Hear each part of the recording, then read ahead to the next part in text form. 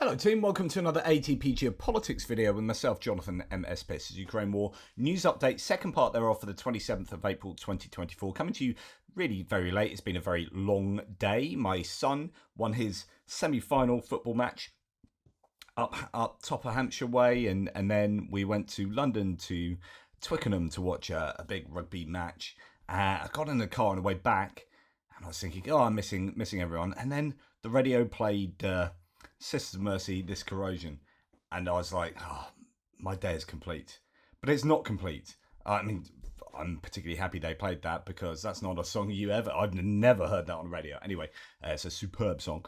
But I kind of missed doing this. So here I am. Let's give you some military aid news. Now, I've just been surveying all the stuff that I've missed today, and I've added a load to tomorrow. So there are some big news pieces about Australia, about Scalp and Storm Shadow missiles that I think is really fascinating, but you have to wait until tomorrow for them.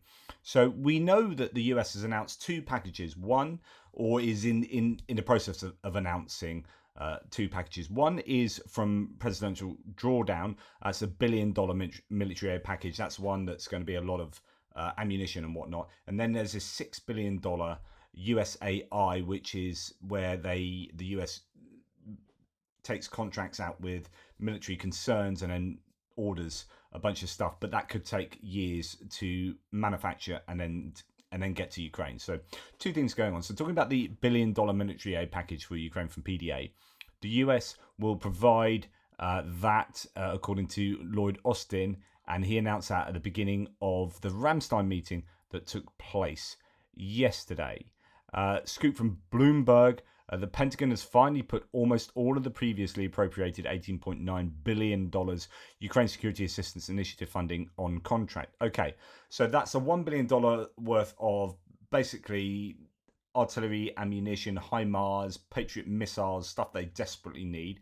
That's going to come from Presidential Drawdown Authority. This $6 billion, first thing to note about this is coming from the last bill. So this isn't actually drawing from anything in the $61 billion, I don't want to call it military aid package because it's a bit of everything, but it includes military aid package that passed through Congress just recently. This is tapping into much of the remaining portion of the USAI from the last bill. Now, the question here then is, if they've been sitting on this unspent USAI, on contract to USAI money, why didn't they put this order in previously? I mean, what's going on there? I don't quite understand.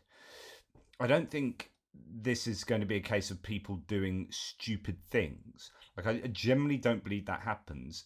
I think people end up doing what looks like making stupid decisions because garbage in, garbage out. They have like poor information, and so if you're acting on poor information, you make a poor decision. But it's hardly anyone ever goes, do you know what? Today I'm going to decide to do something completely stupid.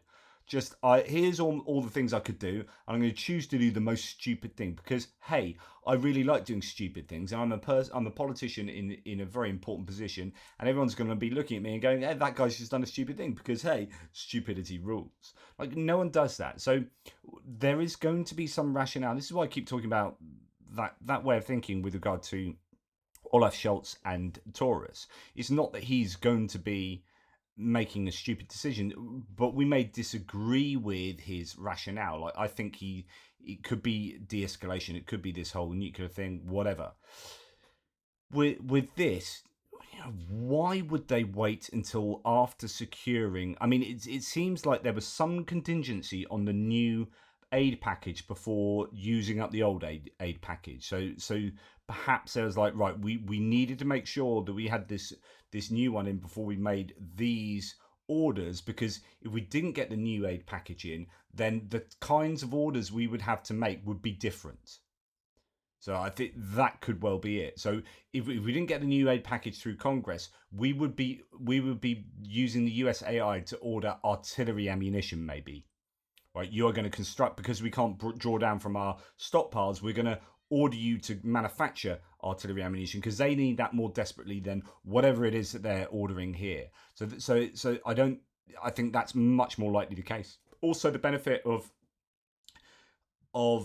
making USAI orders now is it kind of ring fences support past November 2024. No matter who gets elected in, there is going to be this sense that the US will be able to provide for Ukraine beyond the election. So there'll be contracts put in place that any new administration won't be able to go, stop that, we're not getting any aid to Ukraine. That's already been done. It's been ordered, it's been manufactured, and it's going to go.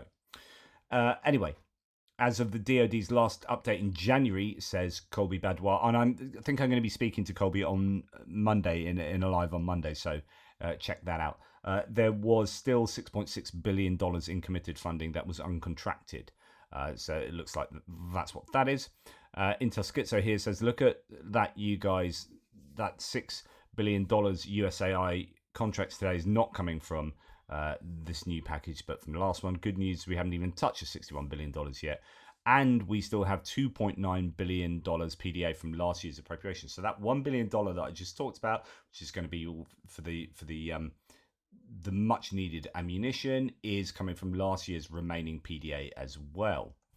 Right, Pentagon is to rush Patriot missiles to Ukraine in $6 billion package, says BBC News, but I don't think that is the case. The Pentagon says it will rush Patriot air defense missiles and artillery ammunition to Ukraine as part of its new military aid package. However, Patriot systems for launching the missiles will not be sent, Defense Secretary Lloyd Austin said. I don't know whether this is the BBC mixing different aid packages up here, and maybe the Holly Hundrick and Will Vernon don't understand the difference between PDA and USAI. I'm not sure. I haven't fully gone into that, but just be careful. I don't think the rushing. I don't think you can rush anything with the USAI because you have to contract it out and they have to make it right. Unless, of course, that company has them in stock. It could be that Raytheon has a whole bunch of missiles in stock, and the USAI can order those from stocks and get them sent out quickly. That could be an option there. So maybe. Right, conservative skeptics of funding the war in Ukraine predict the bill signed into law this week will become the last major US aid package for Kyiv that passes, according to the media source The Hill. Jake Sullivan said the new military aid package for Ukraine will last through to the end of the year, raising the prospect that a new infusion of weapons and funding may be needed quickly in 2025. That could make Ukraine's war with Russia, the US support for Kyiv, a major issue in the presidential race between Biden and former President Trump, and in the battles for the House and Senate. There's no doubt it will feature, and who knows what's going to happen in November 2025. My quick and dirty prediction right now is that Biden will win the presidency. The Democrats will take the House back from the Republicans, but because of the seats that are up for grabs in the Senate, it's a real tough order for the Democrats to maintain the Senate control. So at the moment, they have control of the Senate by one, with all the people or the independents who caucus with the Democrats, and it's 51 to 49. And there are 100 senators, and they are elected every 6 years. So a third of them are elected every 2 years. A third, then another third, then another third, and that's what happens. And the third that are being elected in this November election in 2024 are from seats that are going to have Democrats go to Republicans. So people like Joe Manchin, who is a Democrat who is very, very Republican Democrat. He's in, West Virginia, which is very much a coal state. That's almost certainly going to go back to Republican. I mean, it's amazing. He's been hovering between the two parties, really, in terms of votes. And then other Senate seats are looking that way. So it's going to be very tough for the Democrats to maintain control of the Senate. The good news is that the Senate is more likely to give bipartisan support to Ukraine, as we have seen previously. So there is that to add into the mix. So I think if you're going to have a split Congress, I think having a Democrat president and a Democrat House of Representatives and a Republican Senate is the most likely of any kind of split, two-way split, most likely set up to allow for aid to Ukraine after November 2024. Right. Quote from Lloyd Austin here. Putin thought that he would just roll over Ukraine. He thought that Ukraine wasn't a real country. He thought that Ukrainians wouldn't fight for their democracy, and he thought that the world would just stand by. Putin was wrong at every point. So Lloyd Austin still giving the rhetoric during a Ramstein meeting there. Now, F-16 squadrons with pilots and service personnel trained by members of the Ramstein contact group will begin arriving in Ukraine this year, said Lloyd Austin. That's nothing unusual. In fact, we expect them to be arriving, well, the last claim was by summer. So this year is very vague and allows you to do that till the end of December. Now, fingers crossed that they can get things sorted by the end of next month. I don't know whether that will be a little too soon. Belgium has decided to transfer F-16 fighter jets to Ukraine already in 2024. Previously, deliveries were planned from Belgium for 2025. The planes are delivered as soon as possible, while the exact number of planes to be delivered is still undisclosed. So that's really good from Belgium. And that's not all. Belgium will transfer missiles for air defense systems to Ukraine from its own stocks, and will also allocate 200 million euros to Germany's initiative to find air defense systems for Ukraine. This is really good news. Belgium turning up to the party. Thank you, Belgium. Belgique. Germany will transfer another Patriot system to Ukraine, as we knew. NATO Secretary General Jens Stoltenberg announced during the briefing, so he's confirming that.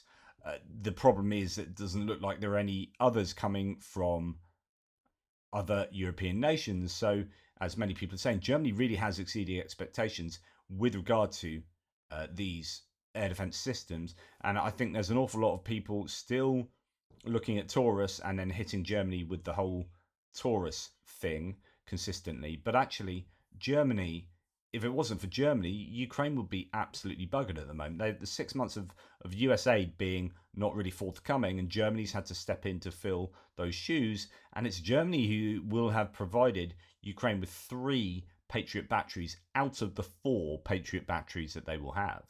Hopefully others will come, and a couple of launches have come from the Netherlands. So yeah, Germany doing a really good job. Norway is to provide $13.7 million for maintenance of Leopard 2 tanks in Poland for Ukraine. Previously, they sent 8 tanks and vehicles. Total military aid now is $91 million, including artillery, anti-tank weapons, and demining training. I'm sure, but has Norway only provided $91 million worth of kit, or is that just in terms of the tanks? Canada has announced a new aid package for Ukraine. It will provide Ukraine with more than $2.3 million for the production of drones. An additional 13 million Canadian dollars will be allocated for the Czech initiative to provide and purchase artillery ammunition for Ukraine from third countries. They've already provided some to that, a small amount previously, and this is another small amount. Canada will provide Ukraine with 100 more Teledyne FLIR drones, in addition to the 800 previously promised to be delivered in May. So that's really good news. I don't know too much about those drones, but fantastic stuff there. And that's mentioned here as well. Doubled that up, sorry. Now, this sounds pretty good, pretty useful. Not 100% sure this is definitely happening. So Ukraine will receive 12 Turkish T-155 Fırtına howitzers and 155mm artillery ammunition. That's a very definite claim from the Ukrainian front. But actually, this week a senior US official said Washington may buy 155mm artillery. And actually, most media sites are reporting this as a modal sort of possibility rather than a definite. May provide 155mm artillery ammunition from Turkey to supply to Ukraine. US Deputy Secretary of State Victoria Nuland told CNN Turkey and Washington have started working.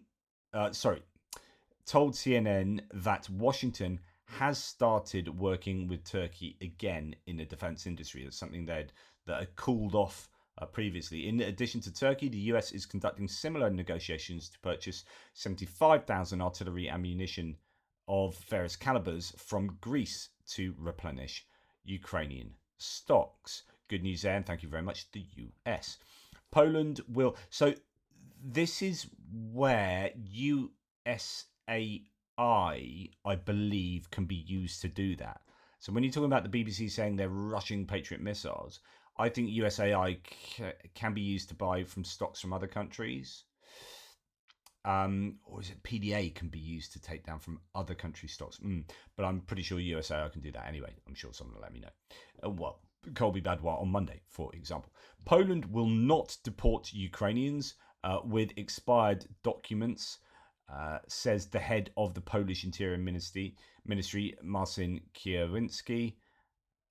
There's a lot of talk about what's going on with regard to getting Ukrainian fighting age men back who had fled the country at the beginning of the war, and Ukraine desperately needs them back. But obviously, that's a bit of a murky moral conundrum with the rights of people, and then are they entitled to refugee status if they're fleeing from war, and all sorts of ideas going on there.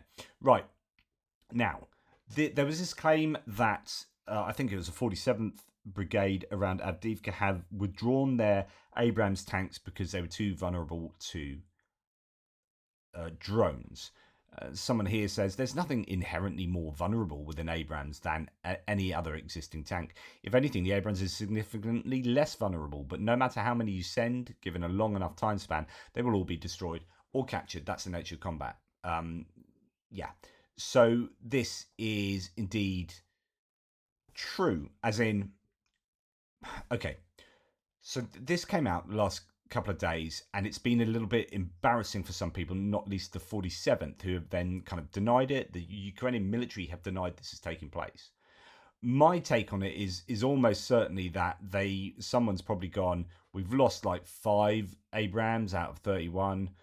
We need to be a bit more careful with them, and there are drones buzzing around everywhere. So until we sort the drone stuff out, let's pull back our Abrams because these are super valuable tanks, and it's a bit of a PR disaster if they get taken out by drones.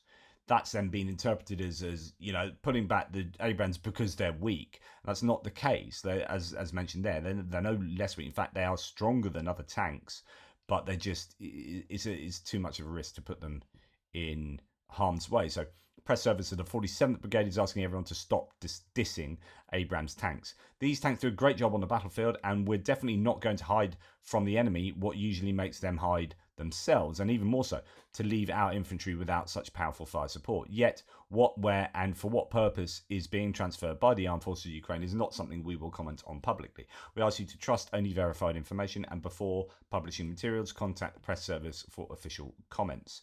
That's what they're saying there. And people have come out and flatly denied that is happening at all. So that's my tuppence there. Right. Intel Schizo here says, small fact check on Secretary Blinken's comments that China is not the number one exporter of nitrocellulose to Russia. That would be our NATO ally, Turkey. Almost 50% of Russia's nitrocellulose imports come from Turkish-based company, that name there. They were sold nitrocellulose from several Western companies, including Germany's International Flavors and Fragrances, Hagedorn NC, and Taiwan's TNC Industrial. Before the Russian invasion, Turkey accounted for less than 1% of Russian imports of nitrocellulose. Roughly 20% of Russia's nitrocellulose imports come from Taiwan, specifically TNC Industrial Company. The remaining 30% comes mainly from China. The importer of nitrocellulose into Russia is the Analytical Marketing Chemical Group, a permanent partner of the Russian Kazan state gunpowder plant. In other words, someone says here, or Intel Schizo here says, Turkey provided enough nitrocellulose last year to Russia to produce about 700,000 artillery shells. And this is the problematic position of Turkey with regard to this war. They speak out both sides of their mouth. They're members of NATO. They support Ukraine, but they also allow lots of Russian money and people to come through Turkey, and also do trade with Turkey, and also apparently export nitrocellulose into Russia. They do trade with Russia. Sorry. So yeah, we need to be putting magnifying glasses on Turkey, it appears, and Taiwan, by the way. And if Taiwan are going to get assistance from the US, I think Taiwan should be told, hey, mate, no nitrocellulose is going to Russia or to other countries that will then import it into Russia, export it into Russia. So there needs to be some serious conversations going on there. Right, Rob Lee, just giving some thoughts about the supplemental bill. I've left this to the end here. So Rob Lee's a military analyst, senior fellow at the FPRI, and previously at USMC, Columbia, CEPA, blah, blah, blah, blah, blah. Okay, just in case you didn't know who he was. So, some thoughts about the supplemental bill. This is good news, but it will primarily help Ukraine defend in 2024 and into 2025. Russia will still likely make, in other words, it's going to help defend rather than help them to attack. Russia will still likely make further gains this year, and it doesn't fix all of Ukraine's issues. It should be seen as one part of a long-term strategy. Ukraine has three main problems since Russia seized the initiative in October: ammunition, manpower, and fortifications. Ukraine is making progress building fortifications and multiple defensive lines, but defences on many of the key parts of the front are still underdeveloped, contributing to Russian advances. The bill and first PDA package announced this week will provide a quick boost to Ukraine's defences, but it is important to keep in mind that the limitations aren't just appropriated funds, but also production capacity and size of stockpiles. Greater artillery ammunition deliveries will help reduce Russia's 5 to 6 to 1 artillery advantage, but it will not give Ukraine parity. The PDA package will also provide other critical ammunition like anti-tank mines and Javelin or TOW anti-tank guided missiles. Recent Russian advances have demonstrated that increased numbers of FPVs, first-person view drones, cannot replace artillery mines and ATGMs, anti-tank guided missiles. Russia's assault on Vuhledar in 2023 and Ukraine's offensive last summer demonstrated how effective mines can be for defending forces. Air defense is another critical Ukrainian need. Russia has resumed its missile campaign against Ukraine's energy infrastructure, and UMPK glide bombs, which played a key role in Russia's seizure of Avdiivka, are a serious problem. Absolutely agreed with that one, that's for sure. More recently, Russian Su-25 attack aircraft have been operating closer to the front than normal, which indicates a lack of SHORAD and MANPADS. Okay, so just to let you know that Australia has just, and that's one of the ones I'm going to talk about tomorrow, but they've just sorted out an aid package which will involve a number of MANPADS.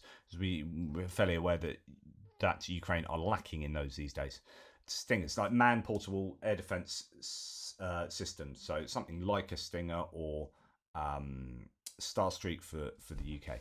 Right, the USAI package announced today includes, so that's one, contracts out for defense manufacturers, includes Patriot and NASAMS missiles, and the PDA from stockpiles includes Stinger manpads and RIM-7 or AIM-9M missiles, reportedly for Franken-SAM systems. So these RIM-7s are usually sent from ships at aerial targets, but they have done some Franken-SAM work with the old Soviet book launchers so that they can fire RIM-7 and I presume AIM as well. So those missiles are then being given in the PDA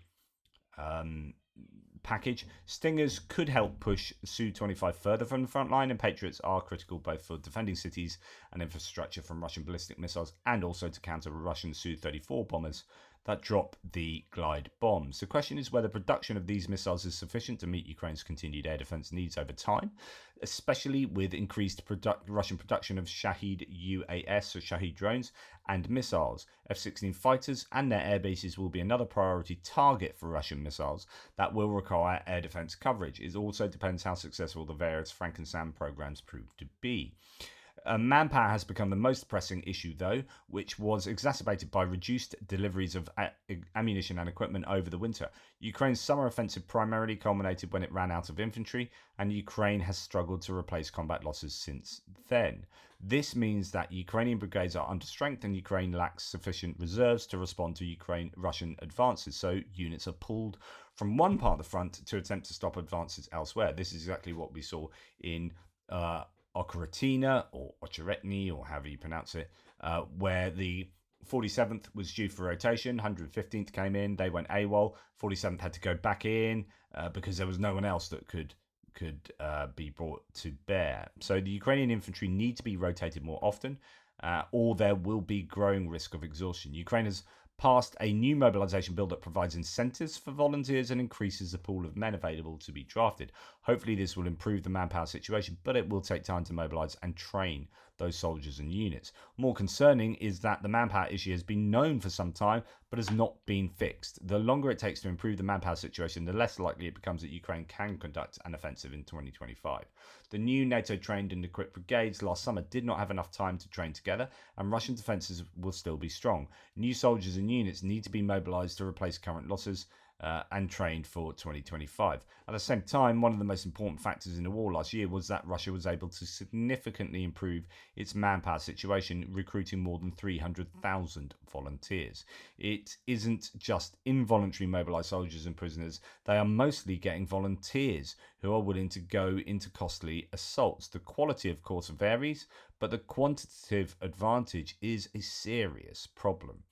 Without this manpower advantage, Russia's artillery and air power advantage would not be sufficient for Russia to make gains on the battlefield. The relative manpower situation is likely the most important factor that will determine the war's trajectory, particularly if Russia can sustain recruiting 20 to 30,000 people a month.